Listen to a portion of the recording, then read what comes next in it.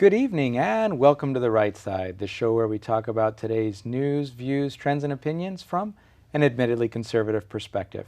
I'm your host, Chris Pareja, and this evening we're joined by Charlie Kirk. He's the Executive Director of Turning Point USA and is going to talk to us this evening about how libertarian and conservative principles might be more attractive to younger folks, which is always something that's near and dear to our hearts here on the show. Charlie, thanks for joining us. Yeah, thank you for having me. You came all the way out from Chicago to be with us this evening, and we appreciate that tremendously. I didn't get away from the liberals, though, unfortunately. Oh, no, you actually flew right into the heart of liberal territory. That's what they tell me. Yeah, so it'll be good times. It'll be just like home. We'll try to get the levels of corruption up to match Chicago. Absolutely. But, yeah. Well, it is the home of Barack Obama and Hillary Clinton. Chicago is, so until you guys get up to that level, I'd say we still have you beat. Yeah. So, but it's a pleasure being here. So. Excellent. So there you are in the heart of Hillary and Barack country, and you're running in a more libertarian conservative type of mindset, and you're young, completely probably feeling like a fish out of water. What took you down the road of insanity like that? Yeah, insanity. Well put. I've always been contrarian in nature. I grew up in an area that was predominantly liberal and Hispanic, so English as a second language was actually made up 53% of my high school. And so I always found myself debating teachers and getting into all sorts of interesting conversations with, administration about free speech zones and codes on our particular high school campus. And, one thing led to the other. I got some unfavorable news about going to my dream school, which was United States Military Academy at West Point. I was 18 years old at the time and in high school, so decided to start an organization that I felt could have bigger and broader national impact. So I started this organization called Turning Point USA, and the rest has really been history. And so tell me about the focus of Turning Point USA. I mean, what are you trying to do? What are your goals? What kind of programs do you work on to get out your message? Sure. Well, first and foremost, we're an educational organization, but less like a think tank and more like a battle tank is kind of the way that we coin and brand ourselves. We do the difficult but necessary grassroots community campus organizing that is necessary for ideological and eventually electoral victory. So we're out there doing the clipboard and tennis shoes type of engagement, recruiting new students, persuading those that might not agree with us, building chapters and groups around these ideas of free markets, individual liberty, constitutional governance, less government, and getting young people excited and energized about it. And we're less into making flashy videos or buying billboards on the side of the highway, and more into having conversations that will engage young people in a way that they might never have had before, and building coalitions around these ideas for broader national impact. So what are you seeing out there? When you're out talking to the young people, there's a certain amount of fear that some of the earlier generations have when it comes to the young people, and have they been completely lost, especially in the university systems and places of higher quote-unquote education? Some people say indoctrination, whatever. I'll say that. Okay, good. So what are you finding? Are the youth as lost as we think they are, or is there hope? Well, it's mixed, and unfortunately one of the biggest barriers to, I think, the prosperity of this country is our higher education system. We have young people entering higher education with the best of intentions about this country and the free enterprise system, and they exit as anti-American, anti-capitalistic, indoctrinated sycophants. And it just blows my mind how these young people get completely indoctrinated and reverse so quickly. So to answer your question, yes, the indoctrination factories are real. I would say on probably close to 800 to 900 colleges and universities, there's a predominant faculty that does nothing but does not educate, but they indoctrinate and they put forth their views in a way that is completely antagonistic to that of any sort of free speech and dialogue. So is there hope? I truly believe there is, because thanks to the university system and the colleges becoming so institutionally liberal and to the left, there is a resurgent anti-establishment trend going amongst our young people. So, go ahead. No, that was one of the questions, is that, yes, that if you talk to them about ideological things, and should we be kind to the planet, and should we be kind to the poor, should we help to make life a quote-unquote fairer place for everyone to live and have a chance, they identify with that. But then when you start talking to them on a personal level about what that means, and if you look at places in the world where $6 an hour it would be wealthy versus $6 a week or whatever it is, and would they be willing to take their incomes down in that direction, give up their iPhones and everything else to be just like those places? All of a sudden you get the King's X of them saying, no, no, no, no, that's not what I was talking about. So what kind of conversations do you have that bring out that reality for them? So one of the biggest things that we try to do is we try to highlight, and rather successfully, how even if you had the best of intentions, government is the worst vehicle ever to express those intentions through. So one of the biggest things that we do is try to delegitimize the entity that is big government. So if a young person is very altruistic, unfortunately they're altruistic with other people's money, but everyone can be altruistic with other people's money. What we try to say is, fine, you want to help the poor, you want to save the environment, you want to make everybody rich or the rich less rich or whatever.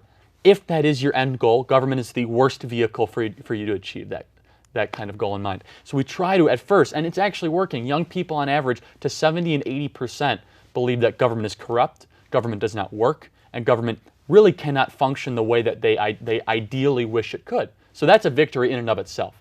So you can get young people objectively thinking, well, I might want all of these wonderful things to happen. I want plastic bags to disappear, and I want 90%, of the poor people to be all these crazy idealistic type things. Well, government's the worst vehicle to ever achieve those things, and that's a great victory that we tried to put forth.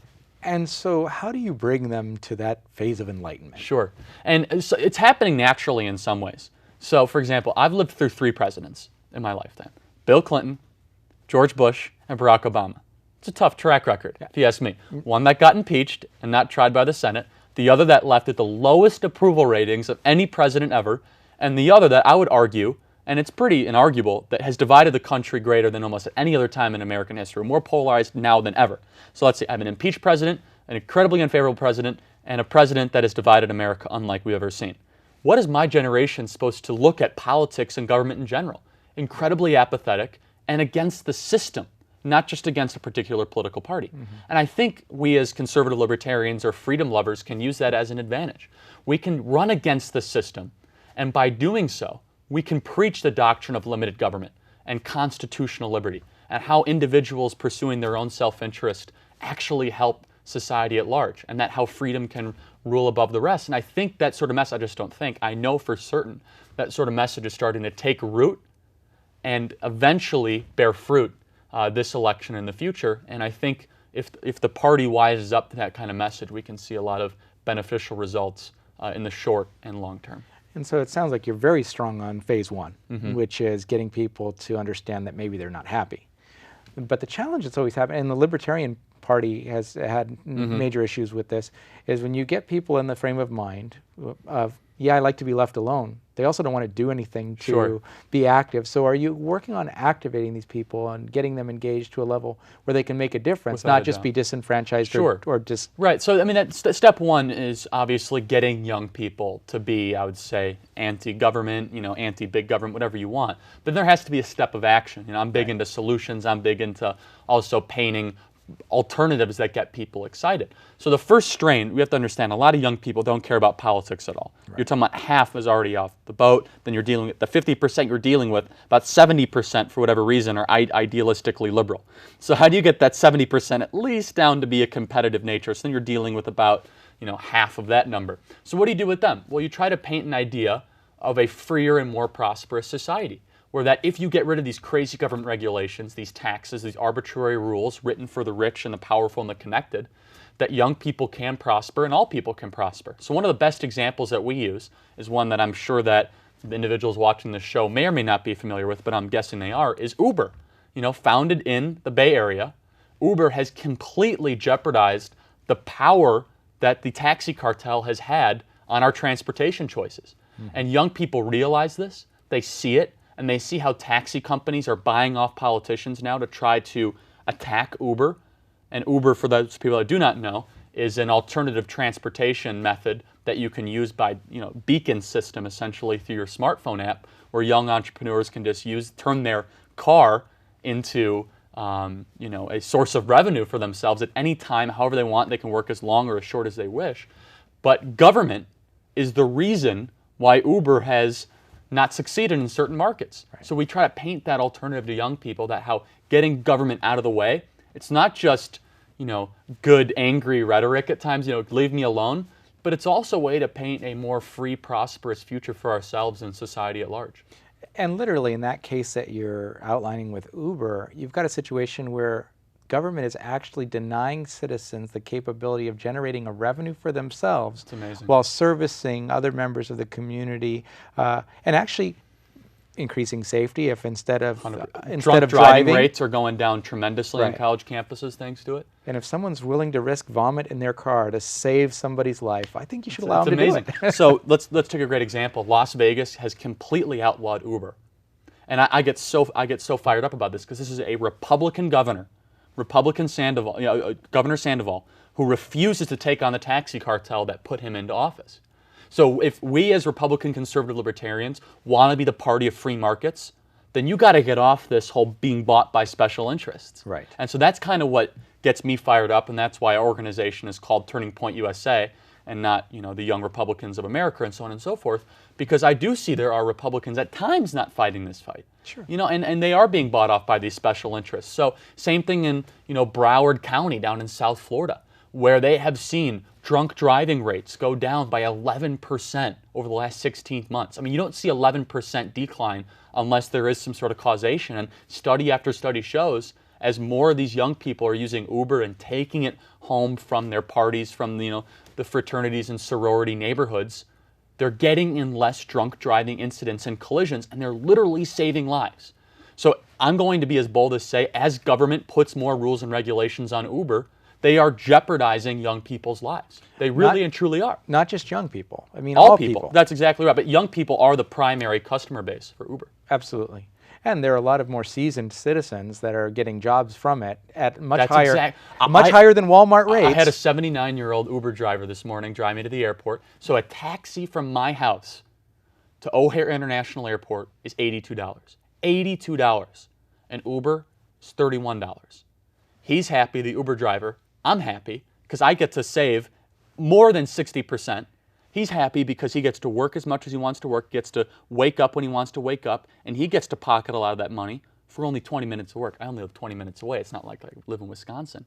Everybody wins, and the taxi company who used to charge $82, they don't get any business at all. That's what we're fighting for. That's what gets me fired up. Competition drives excellence, and I think Uber is a great example to paint to young people to show what can really be possible. Okay. So as going through and we're coming into the election cycle, whether people like it or are ready for it or not, it's a long walk still till the elections, even the primaries. Talk to me about the various candidates. We talked before the show, you've gotten exposure to all of the Republican candidates. I don't know if you've had exposure to I'm working on it. The other side, or if they even won't allow meet with you me. in. Yeah. I don't know what the I had a Bernie Sanders, I will debate you. And so tell me about who you think is going to be attractive to people that have similar mindsets to yours, and who not so much, and a little bit about why. Yeah, without a doubt, Rand Paul has done a very good job of courting young people. One of his main themes is trying to fight the Washington machine, and I think there's a lot of merit to that sort of message, especially when going to a younger audience that has lived through 3 presidents, all of which have, I think we can agree, have not left with the highest levels of integrity, in all 3. And so I think Rand Paul has really done a good job of talking about liberty and freedom and less about just Republican Party talking points. Unfortunately, I don't think he has much of a shot to win the nomination. So other candidates I think that could kind of bridge that gap, I think Ted Cruz can also play in that libertarian bracket, if you will. Someone who has massive youth appeal that I think is an expert communicator, Marco Rubio, could do very, very well. And, we're going to see. I think that the candidates who have been chosen by some of the party elites might not play as well with young people. What I am worried about is even if Hillary Clinton is the nominee, she's going to have some very similar to support to that of which Barack Obama was able to have in 2008, being the first African-American candidate and then president. She's going to run on a history-breaking type campaign. One of her slogans that she's using is break the glass ceiling. And being a member of the millennial generation, we're incredibly sensationalist. We want to be the first, to break these barriers and break the ceilings, and she's going to run on that almost unapologetically. So I am personally worried about that. But I do think it's an opportunity for us as a party and a movement to win this election. I think the table is set. I think people are fed up with big government in general. I think they're fed up with the fourth branch of government telling them how to live their life and do what they say they want to do and say what they want to say. And I think we have an opportunity. We just have to nominate the right candidate and then run the right campaign, which I think we saw in 2012 definitely did not happen. And so what about the whole non-politician trend we're seeing, especially on the Republican side? People are attracted to people that are outside of the system. Do you see that trend playing well within the Without a doubt. community? I mean, that is something that off the charts resonates not just well with young people, but all people. Let's look at the polls right now as it stands. Donald Trump, Ben Carson, Carly Fiorina. None of them have ever held any level of elected office. You have a businessman, neurosurgeon, CEO, former CEO. That's pretty incredible when you think about it. That is a loud and a clear message to Washington, D.C. We're sick and tired of you guys. And so to the Republicans' credit, out of the 11 people that will be on the debate stage at the CNN debate here in California down at the Reagan Library, I think 7 of them never have served in Washington, D.C. at all. They were governors. They were outside of the Beltway. Whereas let's look at the Democrat Party. You got Lincoln Chafee, former U.S. Senator, Bernie Sanders, U.S. Senator from D.C., Hillary Clinton, who's Secretary of State, former U.S. Senator, Martin O'Malley, who's in Maryland, close enough. They're a Washington, D.C. cartel. The Republican Party really, I think, has a more diverse field, not just ethnic, through ethnic lines, but also through geographics. You've got Texas, you have Wisconsin, you have Florida, we have California, Carly Fiorina. I think the Republican Party, if you weigh it up against a Democrat, it's a much stronger field in almost every capacity. And so, but what if it were a situation where it was Carly versus Hillary, as an example, and you've got the same glass ceiling potentially being broken? I think it would neutralize it in a lot of ways. Okay. And I think, in my personal opinion, Carly Fiorina has done a lot more than Hillary Clinton has done in her life. Well, Hillary's very familiar with technology. Well, if you look at the emails, she can wipe and how it with a cloth. Yes. But what difference does it make? And I always say Hillary Clinton should not be wearing orange at this particular time in her life. I think it's a little bit of a foreshadowing. Well, I think she should wear orange, but I also think silver is a nice accent when you look at it. Silver or stripes. Well, bracelets, anklets that match. Exactly. Yeah. Well, when she wears stripes, especially with orange, it looks sort of interesting. Anyway, all kidding aside, Carly Fiorina versus Hillary Clinton. I think that Carly Fiorina has a much more authentic message with the American people. So the Quinnipiac poll that just came out with Hillary Clinton, they asked everyday average American voters, independent voters, what are the first 3 words that come to mind when you think of Hillary Clinton? Number 1, liar. Number 2, dishonest. Number 3, corrupt. Well, that's quite a... That's almost like a thesaurus or something. That's quite a lineup. Yeah. They didn't do the same test as Carly Fiorina because she doesn't have the same, name ID. But you're running against a candidate that a lot of American people do not think favorably towards. Right. I think Carly could run a message where she said, I was secretary and I rose to be CEO. I'm a cancer survivor. I'm an everyday American. I'm a non-politician. And the Founding Fathers originally envisioned a system where we had non-politicians. I think Carly embodies that story rather well. And so if we look at extremes, opposites, what about a Ben Carson versus a Bernie Sanders kind of run? I love Ben Carson, and I got to tell you, his entire profession is set up for the best one-liners in the history of politics, where he could say, come on, guys, it's not like this is brain surgery or anything, right? Or he could say, he could get up there and he could say, well, I would say that everyone here has half a brain, but it's like it's so funny. Anyway, his whole previous profession sets him up for the best one-liners ever. I hope they nominate Bernie Sanders, they being the Democrats. I hope they nominate an unapologetic public socialist as their candidate. The American people will reject that wholeheartedly. There's still a widespread negative name association with the outward name association with socialists. Now, if he kind of hit it like Barack Obama did, that'd be different. But he goes out and he says, yes, I am a socialist. I'm a proud socialist. The American people would totally reject that. And so how do you see Turning Point working throughout this cycle to support or detract from the popularity of certain candidates? Well, being a 501c3, we're all educational. So we're obviously educating about issues of the day and the time that are kind of in the public discourse and atmosphere. So we're going to be talking about individual liberty, free market capitalism, the size and scope of government, and obviously that will interlude nicely in some ways to the public discourse that is created through the 2016 election. And we're activating and training hundreds of thousands of young people across the country that subsequently will get more involved on a civic basis, whether it be voting or whether it be getting involved in the campaign. So we're doing a lot to really improve the ecosystem, if you will, for a freer society and a country that does not have government at the center but has people. And so, you're doing this predominantly through outreach to the high school and college and university systems? Yeah, we're on about 1,000 colleges and high schools across the country. We have 45 people on our full-time staff that do nothing but they wake up every single day. They start campus groups, work with pre-existing ones, recruit new students, persuade individuals that might not be of our set value system, register voters, communicate on a broad-based scale on these campuses and universities, essentially doing the clipboard and tennis shoes type of work that we have been so desperately lacking in the last couple decades. Okay.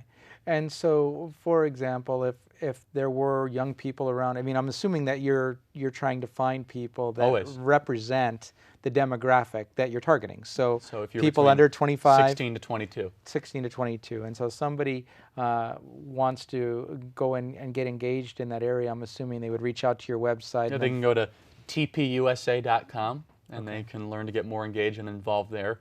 We have a plethora of opportunities for them to get engaged in on campus and also through our conferences and our leadership seminars. Okay. We hosted a Young Women's Leadership Summit in June, the largest young women's leadership conference held for center-right free market ideas in the country. But I thought we hated women. Of course. We hate women and we hate minorities too. Okay. And we're all rich and white. But I have to keep on reminding myself that. Yeah. Well, yeah, you check your wallet. Exactly. Like, wait a minute. Well, it's so funny. The same party that says that we're all white is running all white people for President of the United States. Yeah. It's interesting. And I just point to them: Bobby Jindal, Dr. Ben Carson, Ted Cruz, Marco Rubio. Just throw them at. Yeah, and then Carly Fiorina happens to be a female as well. Of course. So. But they say that we hate women and all that. Yeah. Anyway, then we hosted our Young Latino Leadership Summit in the end of July, and I think we hate them too. But anyway, we hosted a leadership summit just in case.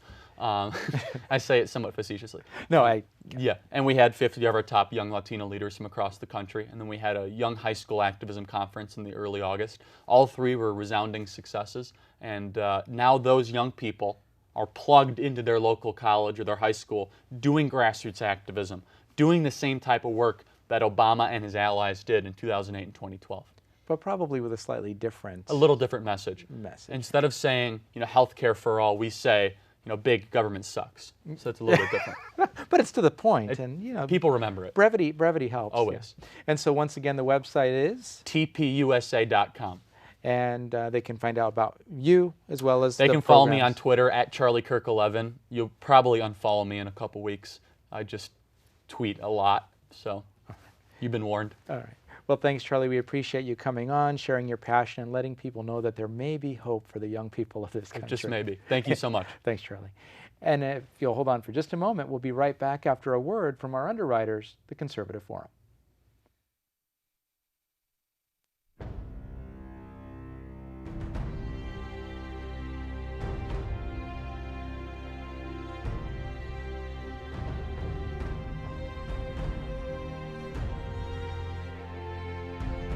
The Conservative Forum of Silicon Valley began with 20 conservatives meeting at a restaurant in November of 2003.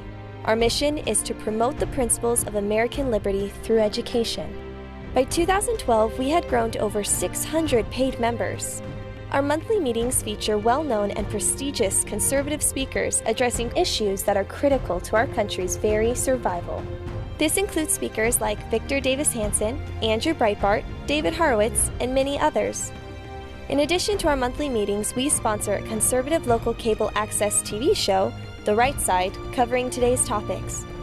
Our Constitution discussion group not only teaches the Constitution, but started our annual essay contest that awards 2 $1,000 scholarships to local high school seniors.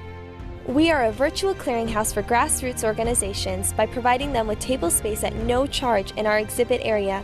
There are typically a dozen groups represented. If you are like-minded, join us at our next meeting and become motivated and empowered. Liberty, made in America.